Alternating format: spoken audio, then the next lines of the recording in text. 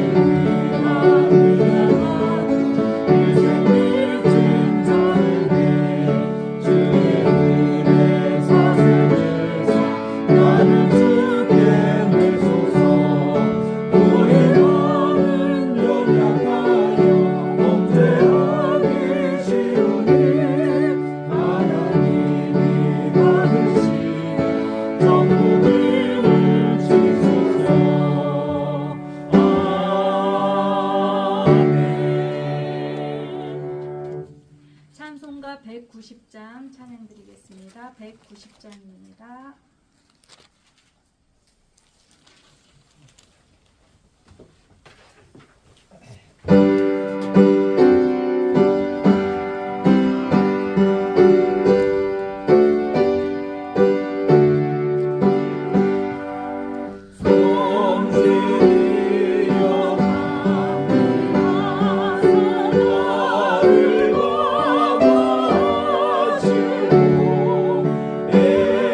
또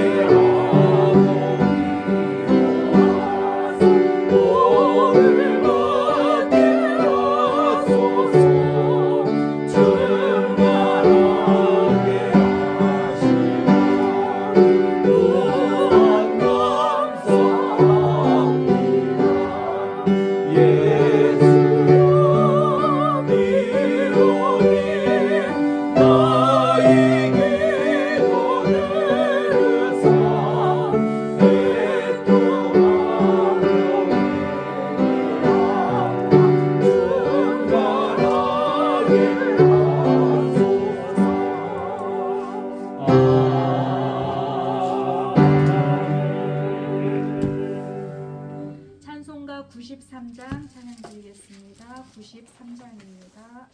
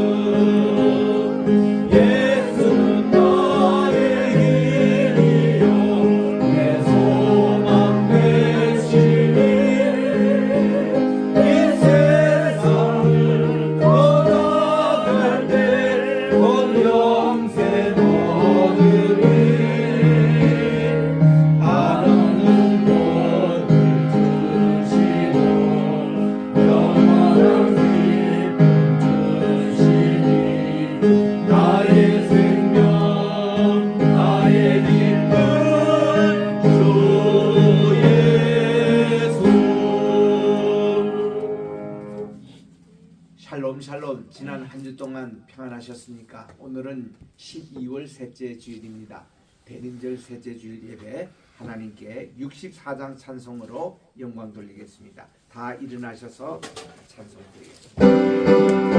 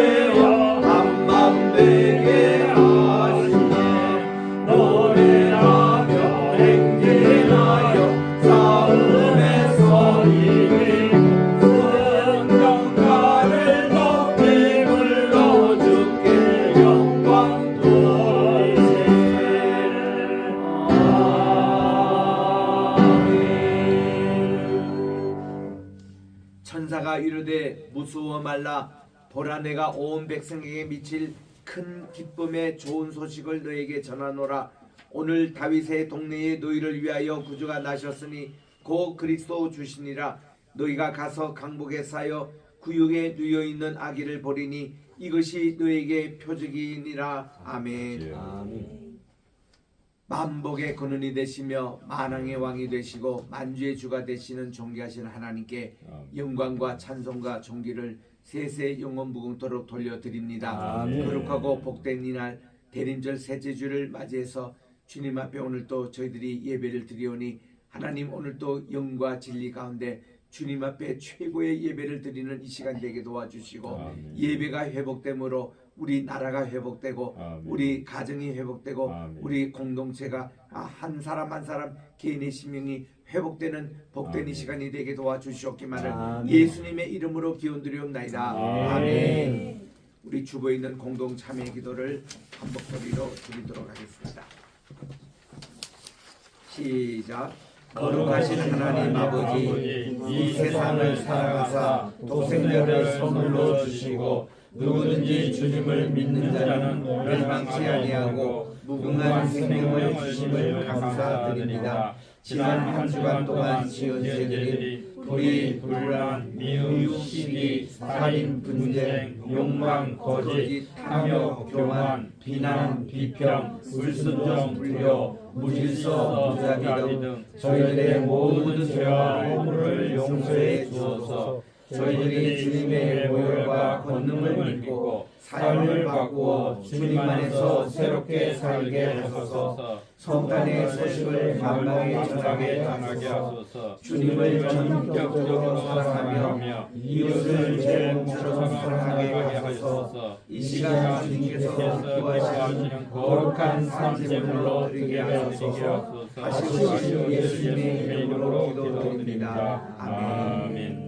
누구든지 그리스도 안에 있으면 새로운 피조물입니다. 이전 것은 지나갔으니 보라 새 것이 또다 말씀대로 오늘 주님께 고한 모든 죄가 예수님의 보혈의 능력으로 용서함 받으시기를 믿으시기 바랍니다. 이제 우리 교동문 117번입니다.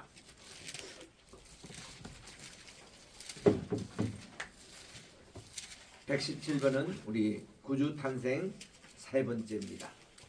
광야와 메마른 땅이 기뻐하며 사막이 백합화 같이 피어 즐거워하며 무성하게 피어 기쁜 노래로 즐거워하며 메마른의 영광과 갈매가 시온의 아름다움을 얻을 것이다. 그것들이 여호와의 영광 곧 우리 하나님의 아름다움을 보리로다. 너희는 약한 손을 가늘게 하며 떨리는 무릎을 굽게 하며 겁내는 자들에게 이르기를 굳세어라 두려워하지 말라. 보라 너의 하나님이 오사 보복하시며 갚아주실 것이라. 하나님께서 너희를 구하시리라 하라. 그때에 맹인의 눈이 밝을 것이며 못 듣는 사람의 귀가 열릴 것이며 그때 저는 자는 사슴같이 뛸 것이며 말 못하는 자의 혀는 노래하게 하리니 이는 광야에서 물이 솟겠고 사막에서 시내가 흐를 것임이라. 뜨거운 사막이 변하여 못이 될 것이며 메마른 땅이 변하여 원천이 될 것이며 승냥이에 놀던 곳에 풀과 갈대와 부들이 날 것이며 거기에 대로가 있어 그기를 거룩한 길을 일컫는가 되리니 깨끗하지 못한 자는 지나가지 못하겠고 오직 구속함을 입은 자들을 위하여 있게 될 것이니라. 아멘. 4장 찬송입니다.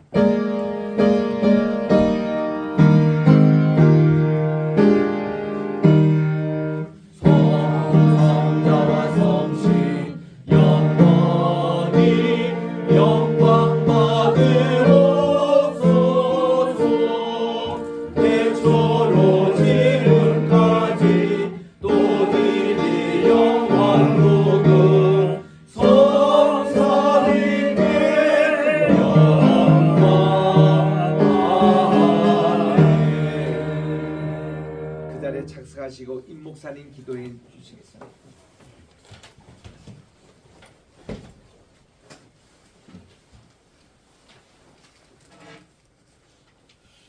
생명의 빛 되신 주님, 베들레헴 작은 골 캄캄한 밤에 놀라운 빛이 두루 비치니 귀중한 법의 합을 주님 앞에 드리며 우리의 몸과 마음도 함께 바치며 거룩하신 주님께 경배드리니 기쁨이 충만하고 소망이 변치 않게 하나이다. 만유의 주님, 주님의 복된 날에 주님께서 각별히 사랑하시고 눈동자같이 돌보시는 만사전에 택한 백성들을 주님의 몸된 로이교회로 부르시어 찬양과 기도를 드리며 말씀을 듣게 하시니 감사와 존귀와 영광을 올립니다. 아멘. 우리들의 연약함과 완악함과 우둔함과 부정함을 자백하오니 주님의 보혈의 은혜를 베푸사 정결한 영과 부드러운 마음을 주옵소서. 아멘. 만군의 야훼 하나님, 이 나라 이 민족을 긍휼히 여기사 가시덤불 같으나 하나님의 영이 불로 임하고 지혜의 지팡이와 권능의 새 손을 주시고 돕는 손길을 붙여두사 어둡고 혼란한 현 시국에서 출애굽하여 광명한 약속의 땅에 이르게 하소서. 아멘. 대한민국의 사법부가 좌로나 우로나 치우치지 않고 올바른 판결을 하게 하시고 언론과 교육이 올바로 소통하고 가르치며 한국교회가 대각성하여 올바른 국민정신과 가치를 전파하게 하소서. 아멘. 이 시대에 등불을 켜고 진리의 빛을 비추며 참된 선지적 사명을 다하는 한국교회가 되게 하소서. 아멘. 입법부와 행정부, 군부가 본연의 직무에 충실하고 오직 국민의 안녕과 국가의 번영을 위해 헌신케 하소서. 특별히 중앙선거관리위원회 선거관리 시스템과 전자개표기를 주님께서 빛의 천사들을 보내사 살피심으로 어둠 속에 감추었던 일들이 낱낱이 드러나고 내부 고발자가 출현하고 서둘러 하고자 하는 서버 교체를 막으사 혹여 악함과 속임이 있다면 그 행적에 따라 징벌하고 새롭게 바로 잡으소서.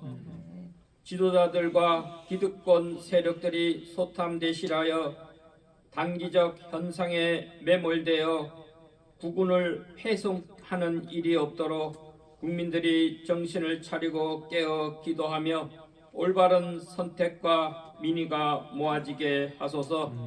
우상 숭배를 타파하고 돌이켜 주님을 찾고 유일하신 참 하나님을 알게 하시고 주님께 경배하는 복된 국민들이 되어 주님께서 이 나라를 창성케 하소서. 어둠의 기운과 혼돈의 세력들을 걷어 물리치게 하사 하나님의 아들들이 평화하며 행복하게 세대간 정의를 이루며 살게 하소서. 주님, 곡식과 가라지가 주님 오실 때까지 어쩔 수 없이 함께 자라나 가라지 덕보리가 만연하여 오만한 자리에 앉아 온 나라를 지배하지 않게 하소서. 아멘. 이제 위장하고 잠복하며 해악을 깨치던 덕보리와 가짜 뻐꾸기가 고개를 쳐들고 그들의 정체와 오만함이 확연히 드러나는 형국이니 악한 이들을 거두어 겨와 같이 흩날리며 갑자기 멸절하게 하소서. 악한 자의 꾀를 따르지 않고 죄인들의 길에 서지 않는 복된 국민들이 되어 어둠의 유혹과 가짜 선동에서 벗어나 부디 살 길을 택하게 하소서.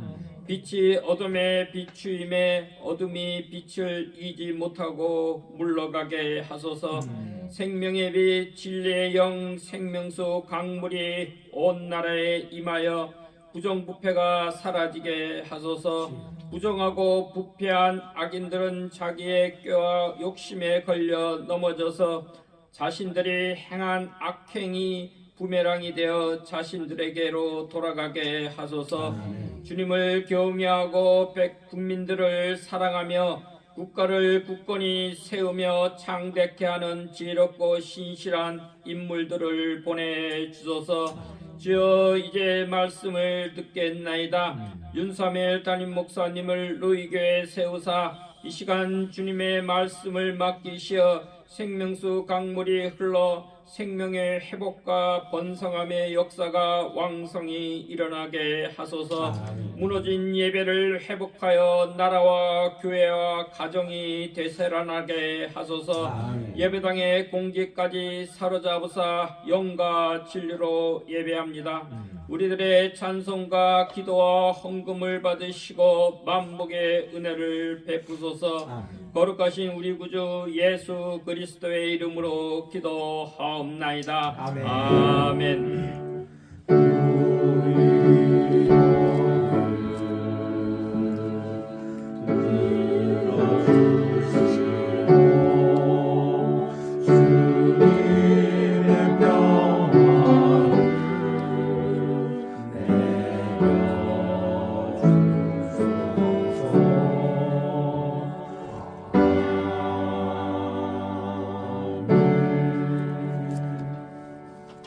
오늘 우리 아모스 제9장 제일 마지막에 있는 11절부터 15절까지를 공독하겠습니다.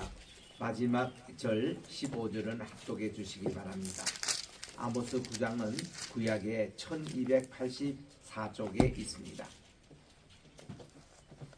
그날에 내가 다윗의 무너진 장막을 일으키고 그것들의 틈을 막으며 그 허물어진 것을 일으켜서 옛적과 같이 세우고 그들이 에돔의 남은 자와 내 이름으로 일컫는 만국을 기업으로 얻게 하리라. 이를 행하시는 여호와의 말씀이니라. 여호와의 말씀이니라. 보라, 날이 이르지라.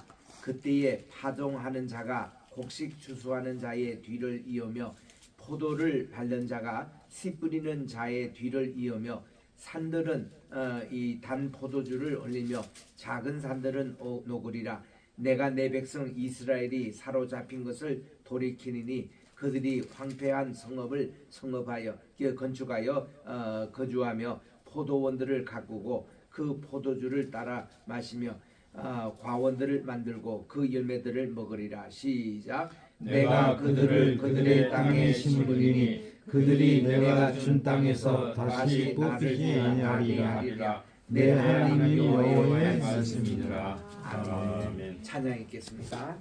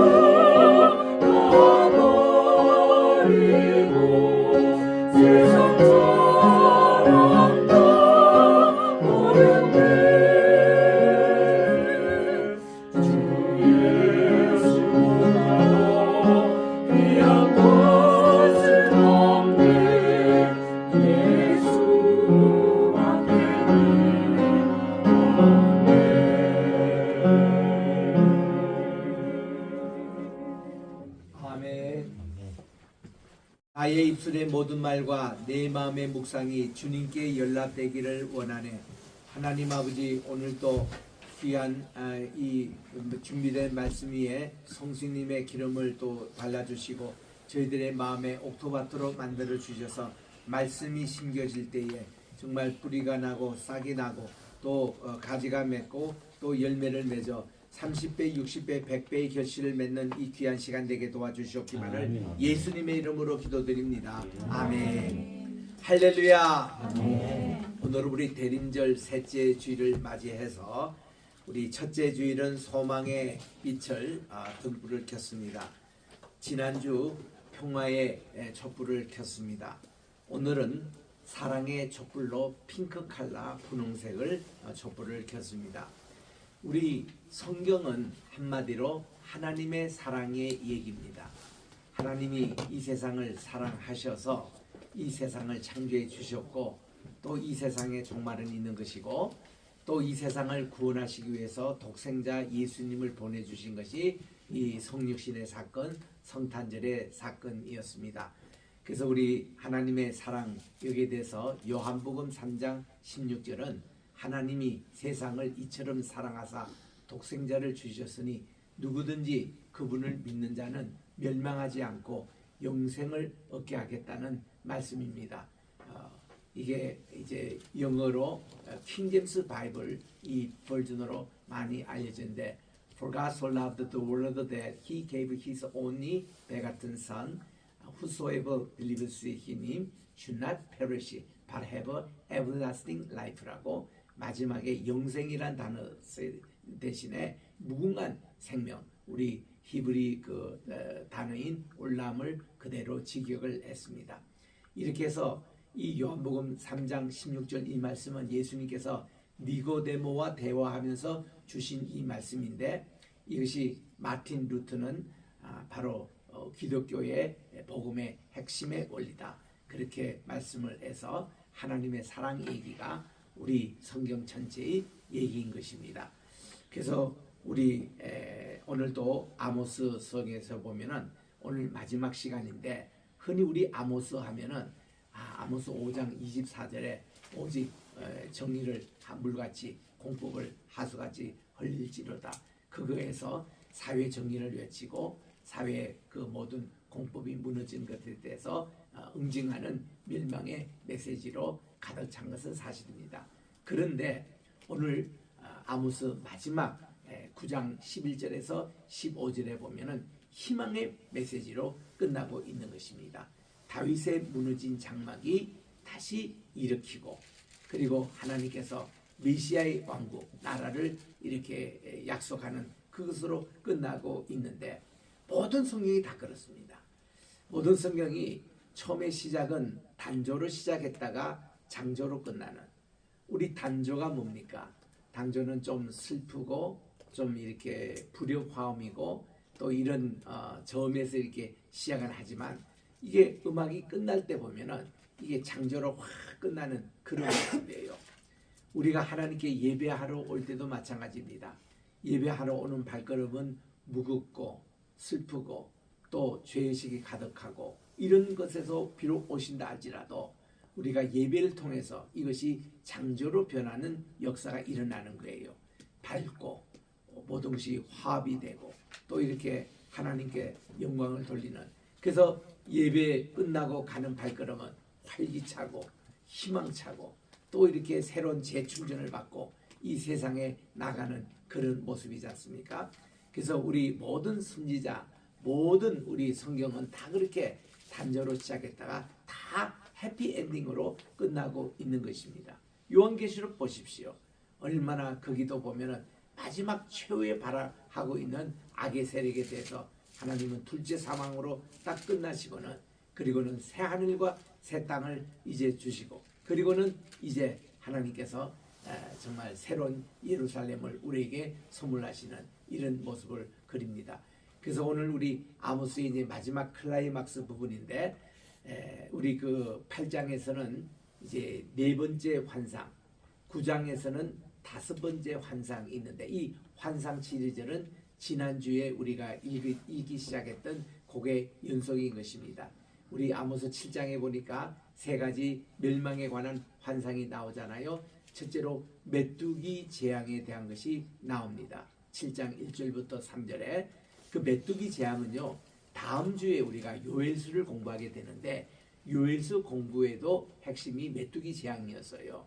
이렇게 우리는 이 요엘수 보면은 우리가 예전에 별로 생각하지도 못했던 뭐 늦종이라든지 메뚜기라든지 메뚜기의 그 애벌레 있잖아요. 그거부터 시작해서 4단계 이런 멸망의 그런 이제 단계가 나오는데 그 메뚜기 재앙. 두 번째는 우리 7장 이제 4절부터 6절에 보니까 불의 재앙이 나옵니다. 하나님이 불로 이 세상을 심판할 걸로. 실제로 예루살렘 성전이 망할 때에 불로 멸망을 당했습니다. 소돔과 고모라처럼. 그리고 세 번째 하나님은 이제 다림줄 환상을 통해서 이 다림줄은 이제 이 세상의 끝이 왔다는 것입니다. 그래서 이거를 뭐를 잰다. 메네 데겔 우바르신. 하나님께서 이 때를 재니 이게 잘 기울어져서 마침내 이 나라가 두 쪽이 났다. 이런 내용인데 지난 우리 목요일날 우리 교회에 우리 교수님들 모임이 되는 세계 종교 개혁 세미나 모임이 있었습니다. 그때 우리 전 회장 되시는 박신배 교수님이 다니엘서 5장을 읽으시더라고요. 그 우리 다 합독했습니다. 1절부터 31절까지 같이 읽으면서 왔는데 이 메시지가 오늘 대한민국에 주시는 메시지입니다 하고 말씀을 끝내시더라고. 그래서 야 우리나라 국군이 메네 데겔 우바르신 이것으로 오게 된 것이 아닌가. 그래서 정말 우리들이 기도를 많이 해야 될 때고 이러는데 거기서 내가 그랬습니다.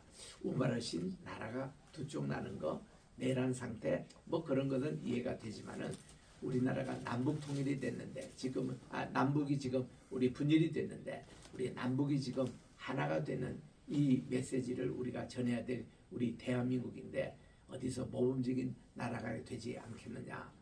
저는 그렇습니다. 최근에 일어났던 우리 한국의 현실에 대해서 우리나라에 대해서 저는 절대로 과소평가하고 싶지 않습니다. 우리나라는 세계에서 최고로 우리가 많이 듣는 얘기가 대한민국은 오뚜기의 나라라는 얘기를 많이 듣습니다. 5,000년 동안 그렇게 해왔어요. 나라 구분이 다 끝날 것 같은데도 다시 일어나고 우리가 다 IMF에서도 다 끝난 것 같은데 우리나라가 세계에서 제일 먼저 또 회복이 되고 오뚜기의 나라입니다. 우리나라가. 그래서 저는 이것이 결코 비관적으로 보고 싶지는 않는데 제가 좀 조금 이렇게 마음에 지금 부담이 오는 것도 제가 이제 오늘 예배 마치고 오후 비행기로 미얀마에 들어가잖아요.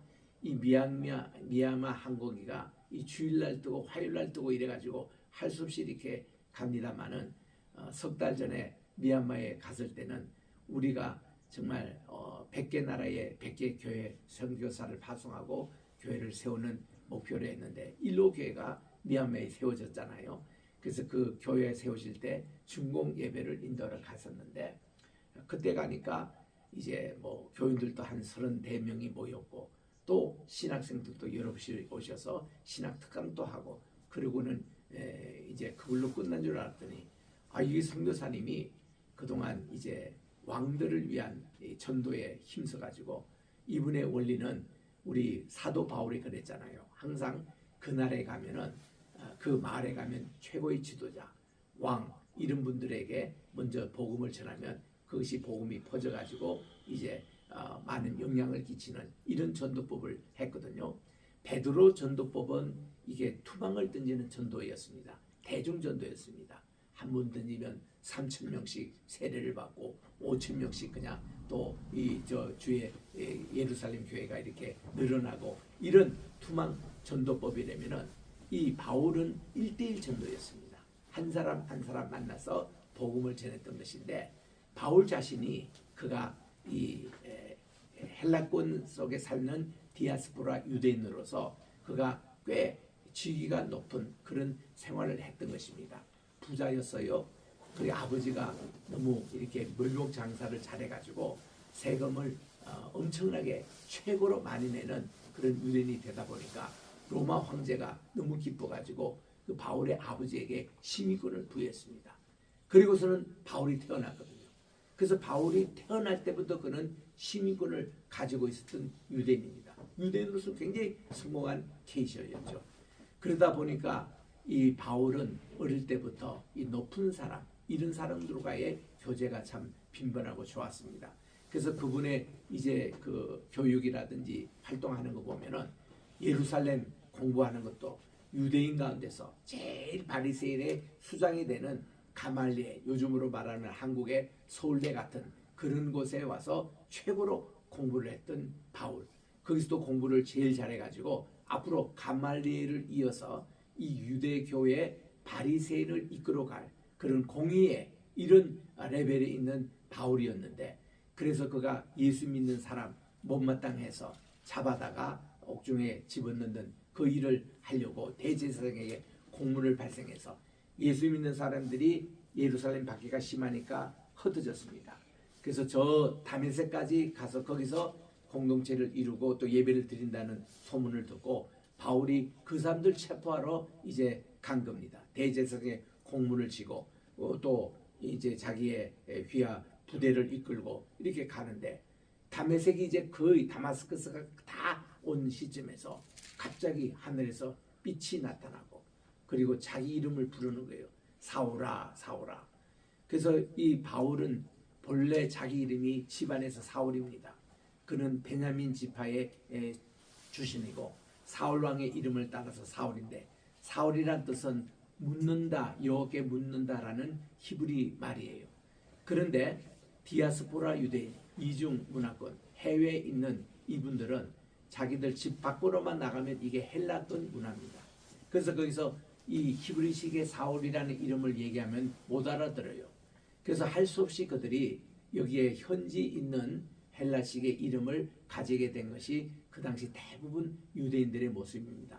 오늘 우리 한국 분들이 미국에 와서 살 때도 한국 이름은 영수인데 그 이름이 영어로 제임스라고 부르거나 뭐 제이콥이라 부르거나 이렇게 영어 이름을 지어줘요.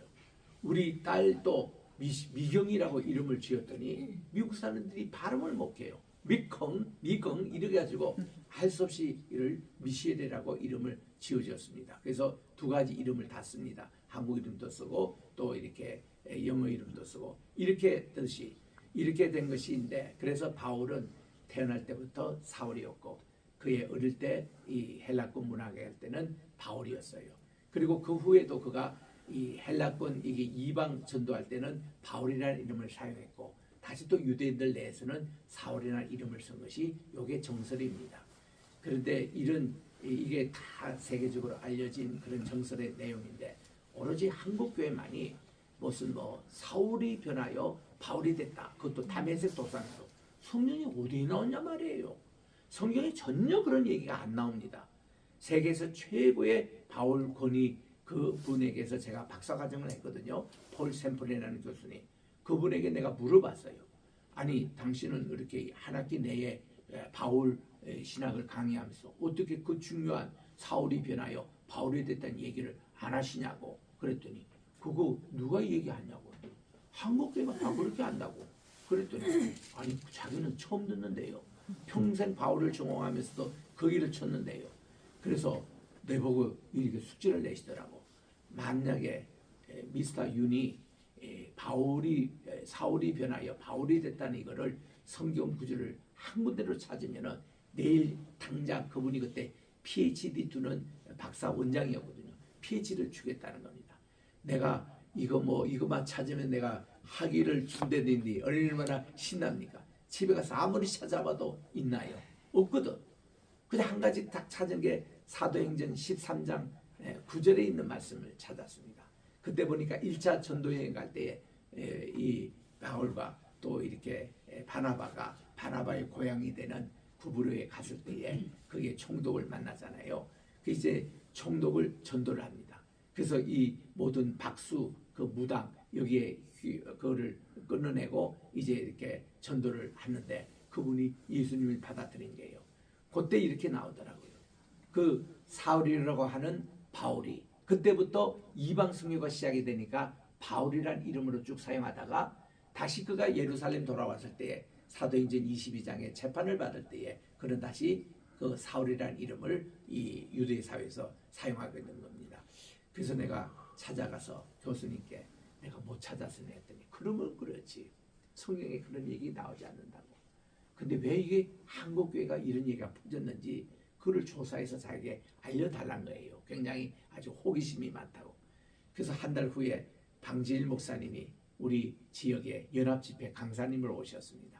방 목사님께 이 얘기를 그대로 전했더니 방 목사님 하시는 말씀이 글쎄 말이야 1936년쯤 평양신학교에 한 분 부흥사 되시는 목사님이 채플에 말씀을 전하시는데 그 말씀을 전했다는 거예요. 그분은 부흥사기 때문에 자기가 영감 받았다고 이렇게 막 헛소리 시게 말하면 요즘으로 막 가짜 뉴스를 전해요. 근데 그게 모두 다 은혜를 받았다네요. 그래서 이게 교수님들도 그렇고 평양신학교의 출신들이 다 그걸 해서 지금까지 한국교회가 그게 정술처럼 되어오고 있다는 겁니다. 근데 이걸로 끝나면 참 좋은데 제가 남미에 갔잖아요. 남미 선교 참 여러 번 갔거든요. 그런데 남미에 가니까 거기에 있는 브라질에 있는 분이 제게 항의를 하더라고요. 왜 한국 선교사님은 선교도 없는 것을 우리에게 가르치냐고. 요즘은요 선교지에 가더라도 옛날처럼 선교사님이 뭐 하면은 100%다 알아듣고 하는 시절이 아니라 다 인터넷 뒤집니다. 그래가지고 뭐 사울이 뭐 바울 됐다, 뭐 바울이 사울 됐다 이런 엉뚱한 얘기하면요 다 검색을 해요. 안 나오거든. 어디서 또 성경이 몇 장 몇 절에 나오냐고 그 사람들이 물어요. 그래서 내가 그 보니 앞으로 이 한국에 선교사로 나가는 분들 한국에서 제대로 성경을 가르쳐서 보내야지 옛날처럼 엉뚱한 얘기 이렇게 해서 나가면은 지금 이거 창피를 그래서 거기서는요 한국 선교사 오지 말래요. 자기들이 이제는 더 잘한다는 거예요. 필리핀에 가서도 똑같은 얘기를 제가 들었습니다. 그래서 내가 선교사님 만날 때마다 성경 공부 시켜요. 우리가 잘못 알고 있었던 성경 공부. 그래서 제가 쓴 것이 한국교회와 바른 성경 해석이라는 이 책을 쓰게 된 거예요. 적어도 100개 정도 우리가 잘못 알고 있다. 이게 방송이 된 거잖아요. CTS 방송에서 나보고 12년 전에 그 4인 4색에 좀 출연해달라고 해가지고 뭘 방영하면 좋겠냐 했더니 이 얘기를 하는 거예요. 변증법에 대해서 좀 성경을 어떻게 변증으로 그러면 내가 이 변증법적으로 내가 대답한 내용들이 있는 것을 가지고 방송하겠다 해서 100개 문제를 가져온 것을 38개 골라가지고 방송에 나간 적이 있습니다. 그래서 그 방송으로 너무 흘러간 거니까 그걸 가지고 책을 모아다가 이렇게 했는데 여기 대부분의 질문들은요 한국의 10대 큰교회 목사님들 아시죠? 누구 여러분 다 아시는 분입니다.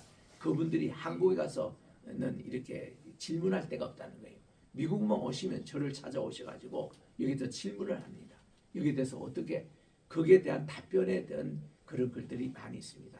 진화론에 대한 문제도 많고 우리가 성경을 잘못 알고 있는 이런 문제들 내게 능력을 주시는 그리스도 안에서 내가 모든 것을 할 수 있다. 그리스도란 말이 거기 들어가 있는데 우리 한국 성경에는 거기 빠져 있잖아요.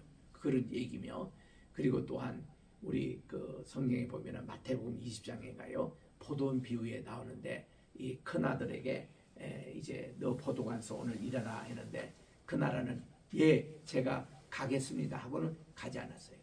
둘째 아들은 가지 않겠습니다 하다가 회개하고 갔습니다. 그렇게 우리 성경이 나오잖아요. 그렇게. 근데 한국 성경만 그렇게 나와요.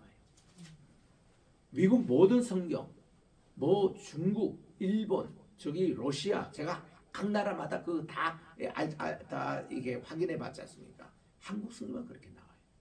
그럼 왠가하면 일제시대 때에 개혁 성경을 할 때에 이게 이제 저들이 유대인을 염두에 두고 유대인과 이방인을 두고 그렇게 번역한 것 같아요. 그런데 우리 원문에 보면은 그 반대로 돼 있습니다. 큰 아들은 안 가겠다가 갔고 작은 아들은 간다 했다가 안 간. 그걸로 다른 나라 성경 다 그렇게 나오는데 그 문제가 어디 생기는 겁니까? 우리 한국분은 그거 알고 가서 어느 나라에 가서 설교를 하면요, 그 나라 분들이 문제를 일으킨대요. 한국 선교사는 실력이 없다는 거예요. 또 성경에 나오는 반대 얘기를 하고 있다는 거예요. 이게 문제가 되는 겁니다. 그래서 우리 선교 나가시는 32,000명 선교사님들 재교육이 필요합니다.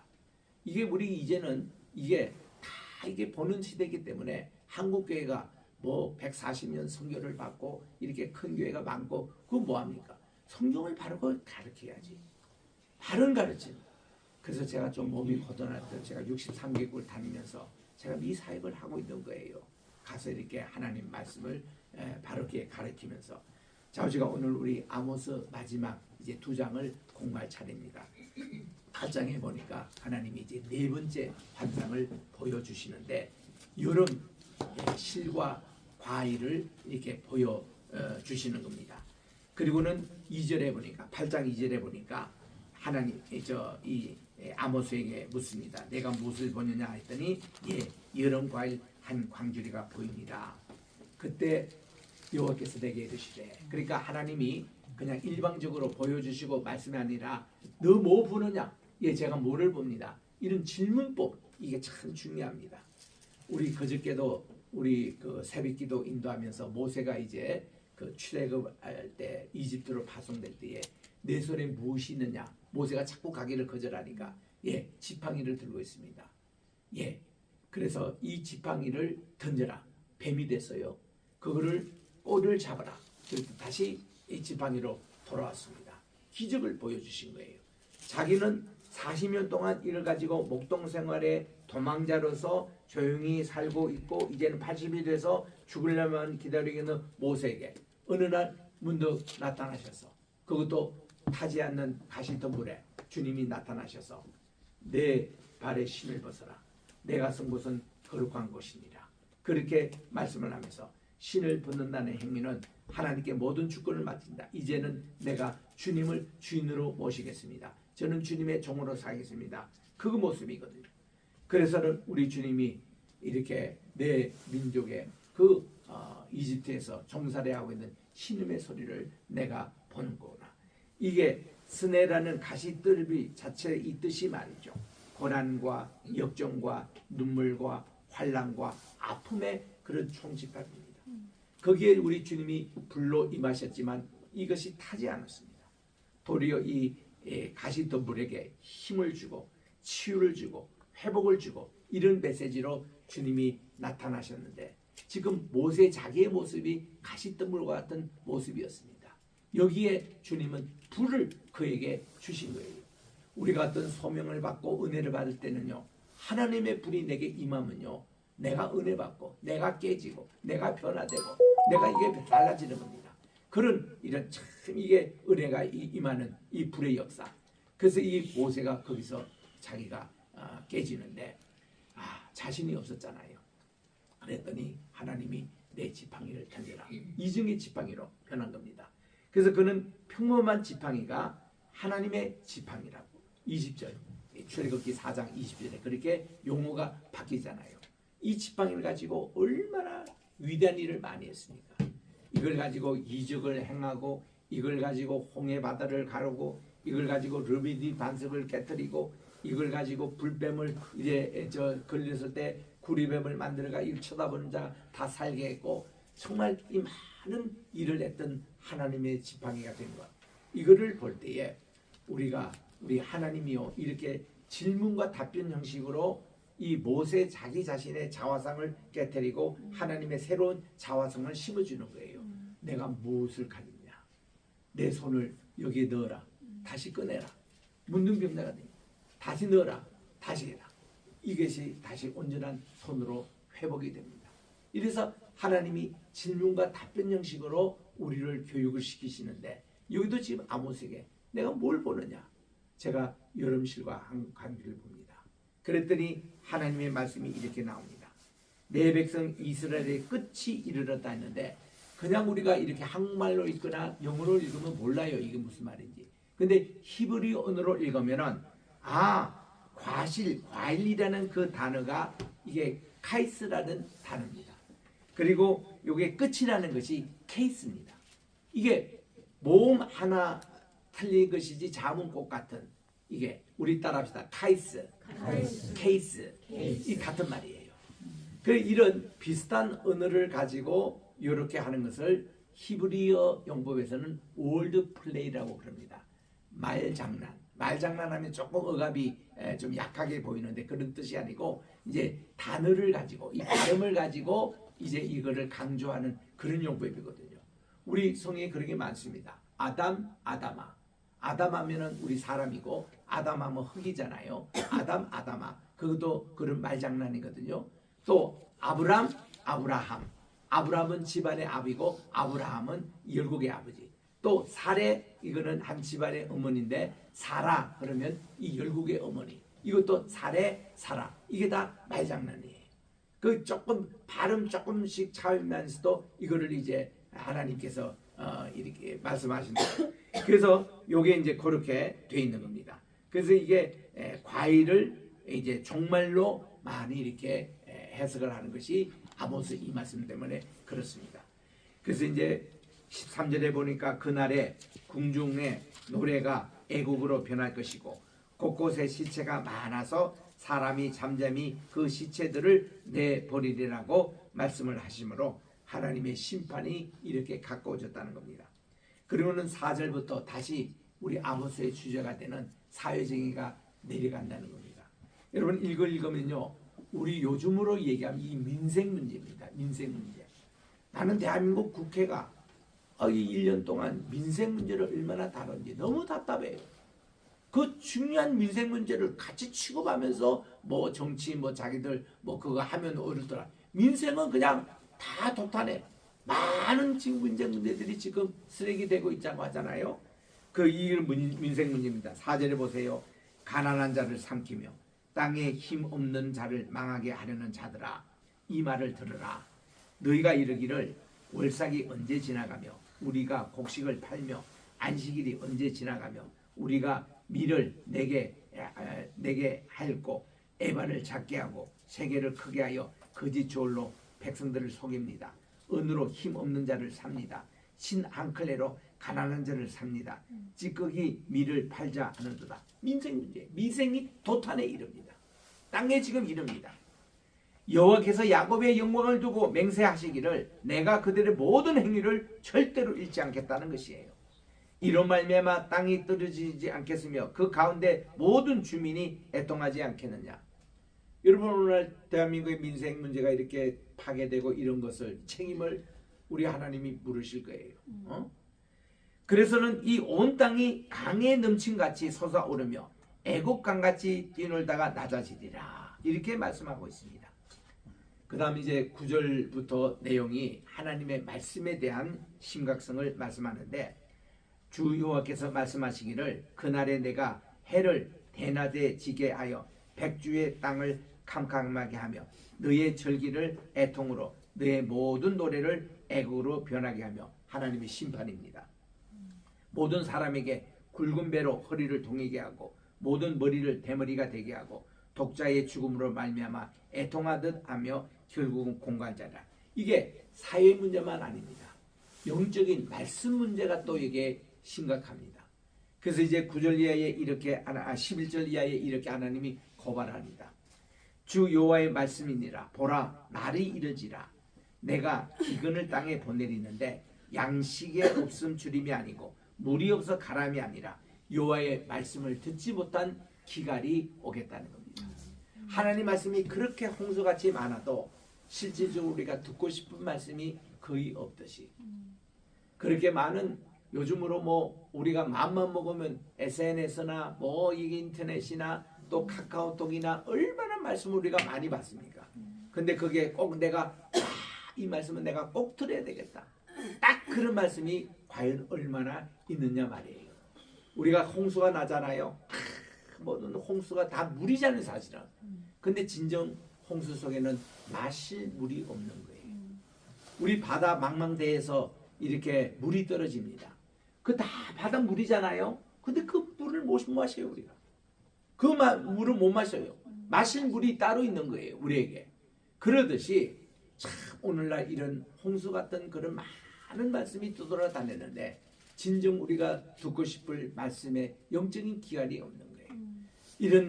이런 말씀이 어떤 말씀이냐? 우리 성경으로 말하면요, 피의 복음이 있는 예수님의 그 복음 중심한 설교 말씀, 이것이 정말 우리가 다 듣고 싶은 메시지인데 예화 중심으로 나갑니다. 신앙 감정 중심으로 나갑니다. 또 시대가 어떻게 흐르고 탑이 이게 뭐 설교인지 무슨 뭐 시사평론인지 또 어떤 사람은 또 문학적으로 나갑니다. 이게 뭐 설교 우리 시작할 때 뭐 그 이제 도입부로 뭐 그렇게 하는 거는 좋은데 어떤 분은 좀 그게 너무 길어요.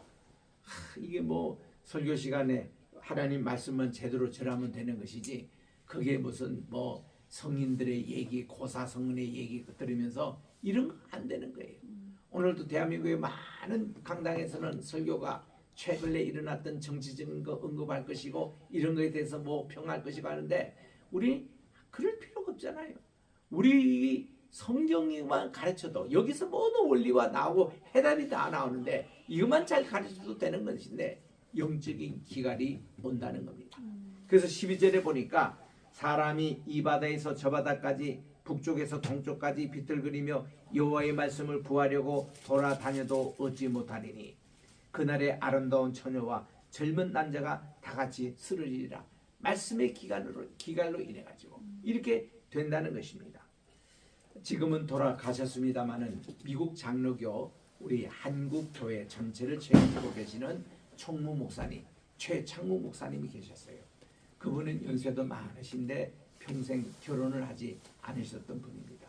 참 많은 분들이 존경하는 분이에요. 그분이 우리 교회 뭉집에 오셨습니다. 그리고 다 전하시고서는 제가 목사님께 부탁을 드렸거든요. 목사님 이번에 제가 연중 설교집 제3권을 내게 되는데 믿음의 생활하라고 여기에 좀 서원을 하나 써주십시오. 그랬더니 목사님이 설교 원고를 좀 보자고 그러시더라고요. 그래서 며칠 동안 계시면서 설교 원고를 쭉 다 읽으시더니 너무나 황송한 그런 설교를 써주시더라고. 그 서원에 뭐라고 써주더니 윤 목사님의 설교를 읽어보니까 마침 그 홍수가 난 이후에 처가 지붕 밑에서 떨어지는 맑은 샘물과 같은 그런 것을 얻게 된다고. 오늘날 이렇게 설교 홍수가 있는 시대에 윤 목사님과 같은 이 설교는 그런 역할을 하기를 바란다. 이런 글을 써주셔가지고 요 문구가 세계 여러 목사님들에게 쫙 퍼졌습니다. 근데 이번에도 제가 이제 설교본을 미리 작성하고 많은 분들에게 보내잖아요. 한 4,500명 매주마다 보내고 있습니다. 그 다 보내는데 한 이틀 걸려요. 굉장히 왜냐하면 카카오톡이 10명밖에는 이게 못 보내기 때문에 근데 많은 분들이요. 이거 뭐 매주마다 뭐 왜 보내시느냐 이런 분들도 있고 또 이거 뭐 단톡에서 보면 되는지 이런 분들이 있는데 그걸 꼭 제가 하고 싶은 말이 있습니다. 제가 이렇게 보낼 때에 여러분들 이름을 걸명할 때마다 기도를 일일이 하면서 보내는 거예요. 그냥 이렇게 보내는 게 아닙니다. 그거 자기 명단에 빼달라는 것은 그분 이제 매주마다 기도를 못 하는 거죠. 다른 분 할 게 많아가지고. 그런 이제 분들이 오해하시는 분들도 계시곤 한데 또 제가 이거 보내는 것이 내가 있는 것을 자랑 삼아 이렇게 이런 게 아니에요. 저는 로마서 1장 11절 말씀에 응답을 받아서 그렇습니다. 로마서 1장 11절에 바울이 로마에 있는 성도들에게 내가 하나님께 받았던 신령한 은사를 여러분에게도 나누기 위해서 이 메시지를 쓴다고 그랬습니다. 그렇구나. 하나님께서 내게 주신 말씀의 은사는 내 혼자 간직해 하는 게 아니라 이게 나눈 데 있구나. 그래서 제가 42년 전서부터 말씀을 나누는 것을 지금까지 그 사역을 하고 있는 겁니다. 그래서 이런 뜻을 설명을 이제 못 들은 분들은 오해하는 분들도 들어있기도 합니다. 근데 이번에 또 제 설교를 가지고 이걸 설교를 그대로 하시는 목사님들이 국내에 꽤 많으십니다. 우리 저 미국에도 또 선교지에도 꽤 많으십니다. 그래서 제가 이거 실수가 없던 정말 이렇게 사역이에요. 그 중에 한 분 목사님이 어저께 카톡이 왔어요. 목사님의 설교를 이렇게 보니 정말 홍수 속에서 마실 물이 없는 듯이 정말 우리 목사님은 거기에 홍수 속에서 마시고 싶은 맑은 물이라고. 이 사역을 꼭 저에게도 우리 목사님 살아계실 동안 평생을 말씀을 보내달라. 이거 메시지를 받을 때 얼마나 황송한지. 정말 우리 자고 절친한 분입니다.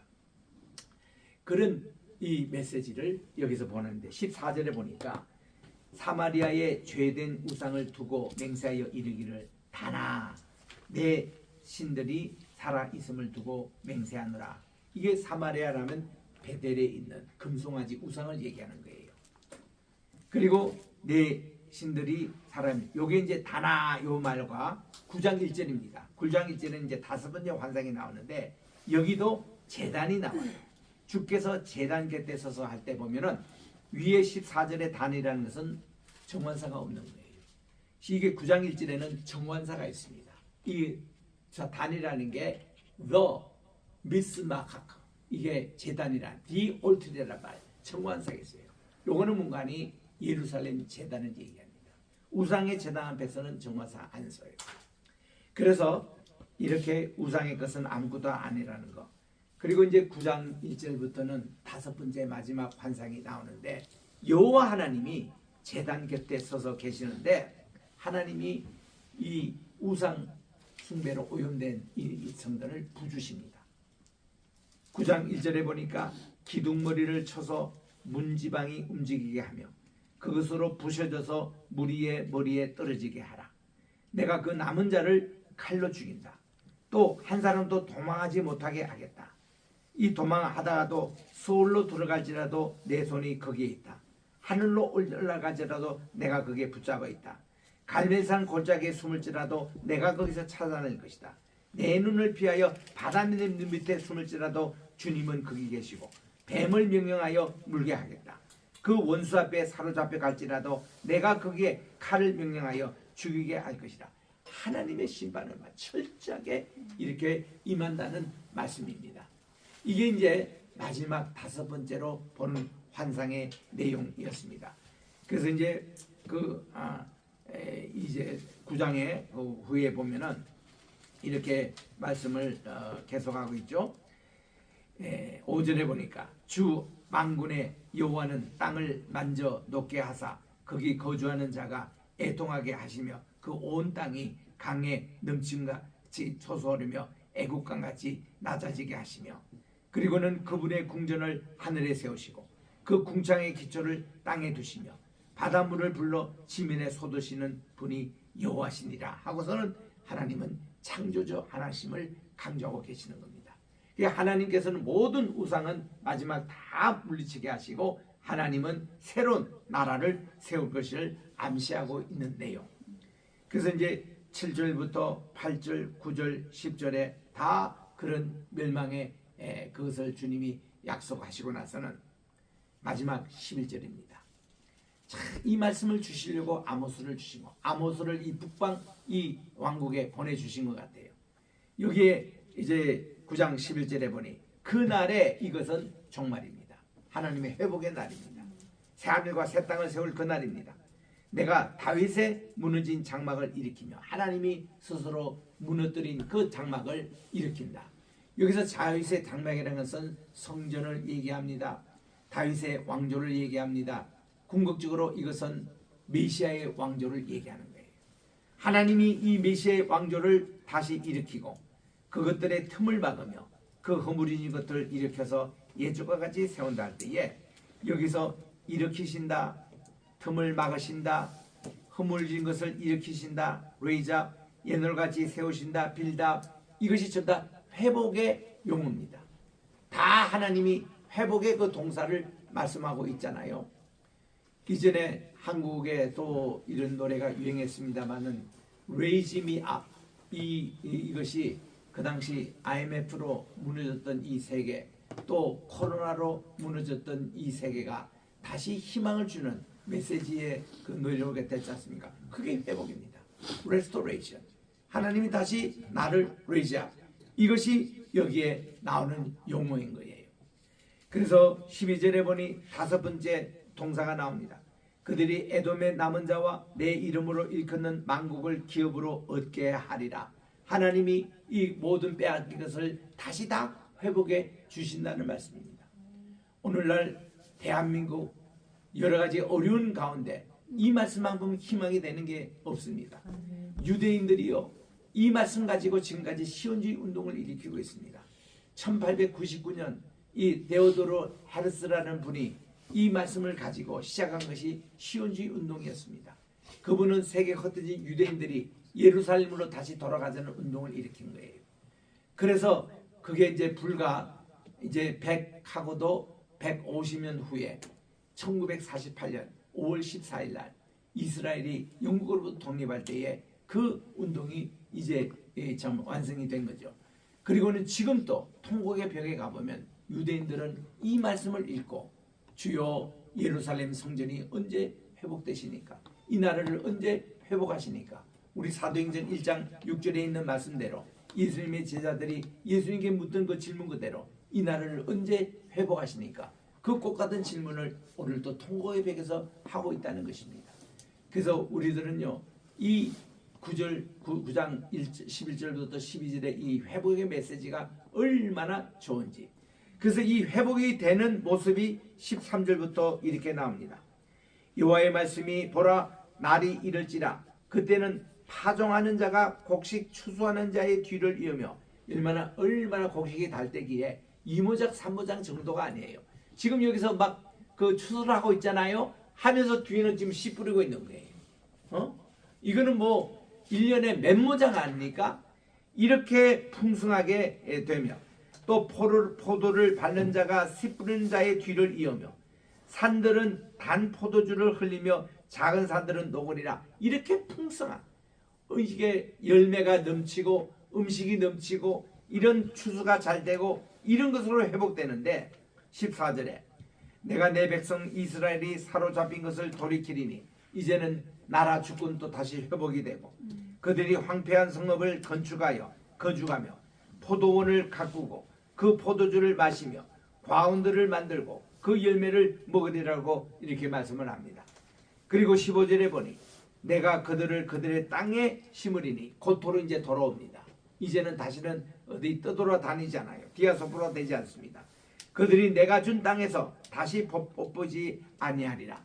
이 귀중한 희망의 말씀, 이거를 걸고 오늘 또 유대인들이 정말 자기들만 구원할 메시아를 기다리는 것이 문제입니다만은, 정말 우리들은 이러한 예수님이 오셔서 이 모든 것을 다 실현하고 계시거든요. 그래서 우리나라의 희망은 예수님밖에 없습니다. 오직 예수님. 우리는 이 성탄의 계절, 이 대림절 계절, 예수님만을 바라보고 나갈 때에 이 모든 일이 실현된다는 것. 그래서 하나님, 다윗의 무너진 장막, 우리 이것이 오늘 무너진 예배, 무너진 우리 교회, 우리의 나라, 우리의 가정, 주여 주님께서 직접 일으켜 주시고 세워주시고 그 틈을 막아주시고 문제를 해결해 주시고 우리 주님께서 주도적으로 행해 주시는 나라가 될 때 우리나라는 통일될 것이고 세계 주도적인 나라가 될 것이고 더 성숙한 오뚜기의 나라가 될 줄 믿습니다. 기도하겠습니다. 하나님 아버지, 오늘도 우리 아모스를 마지막 이렇게 읽으며 주님께서 주시는 귀한 희망을 다시 보게 됩니다. 하나님, 우리가 이 다윗의 무너진 장막이 무엇인지 우리 주민을 점검하게 도와주시옵고, 하나님께서 직접 일으키시고 다시 회복해 주시고 다시 옛날처럼 또 이렇게 귀한 축복이 넘치는 이 귀한 나라 메시아의 왕국이 이루어지게 도와주시고 하는 주님의 나라가 임하여 주시옵소서. 이것이 주님께서 오신 성탄의 메시지인 것을 기억하고 지극히 높은 곳에는 하나님께 영광이요 땅에는 평화요 사람들에게는 귀한 선의가 이루어지는 이번 성탄 대림절 개개 도와주시옵기만을 예수님의 이름으로 기도드립니다. 아멘. 이제 우리 찬송가 부르면서 준비하신 헌금 하나님께 드리겠습니다. 120장.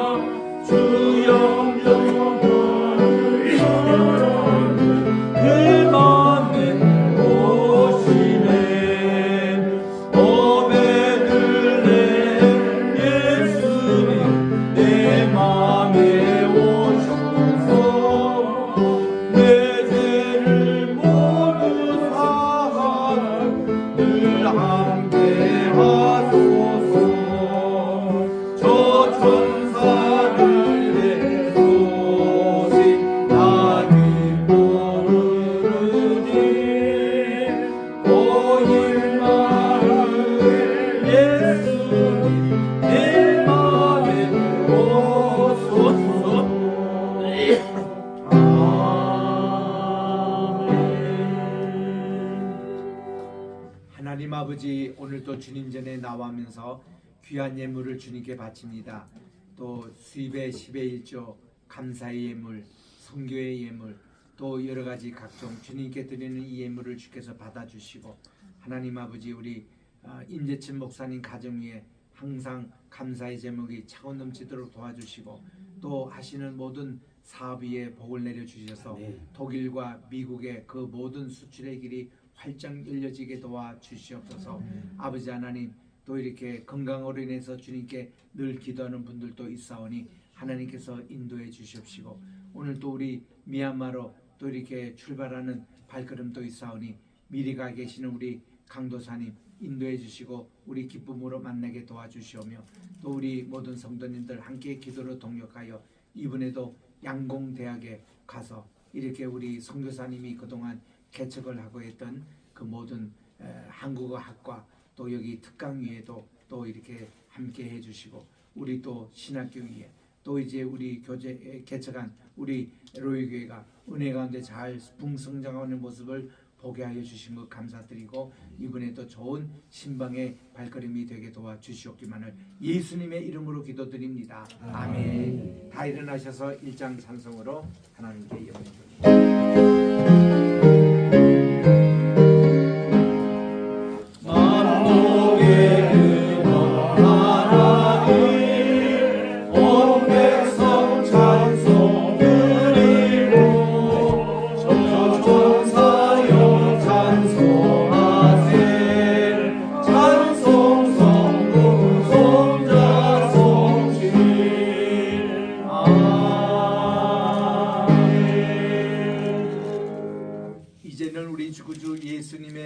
또 귀한 은혜와 하나님 아버지의 무궁하신 사랑하심과 보혜사 성신님의 감화감동 교통 역사하심이 오늘 또 우리 주신 아모스 8장과 9장에 있는 말씀을 통하여 우리 예수님이 오셔서 모든 것을 회복하신다는 메시지를 우리가 받고 우리 다윗의 무너진 장막 주님께 내놓고 고침을 받고 회복받는 모든 역사 위에 또 모든 선교지 위에 이제로부터 영원토록 함께 계실지어다. 아멘.